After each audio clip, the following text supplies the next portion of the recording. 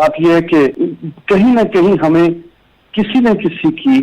Counselling की जरूरत होती है और उसको मान लेना चाहिए।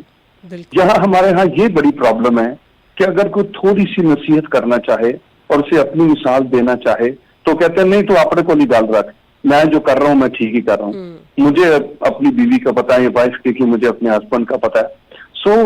ये हमने छोड़ दिया और यहां पर मैं अक्सर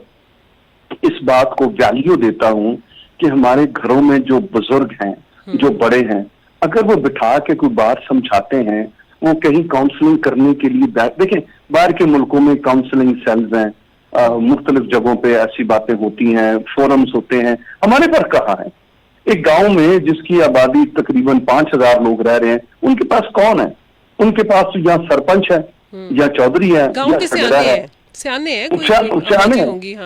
हाँ, वो तो होंगे। तो फिर दूसरी बात, अपने बुजुर्ग भी होते हैं, वो भी समझाते हैं, लेकिन पहले ही उनके लिए बात रख दी जाती है कि नहीं तो की पता है, आप क्या जानते हैं, अब जमाना बदल गया है। हालांकि वैल्यूज और आदतें और मिजाज हमारे वही होते हैं, मोहब्बत वही है, नफरत भी वही है,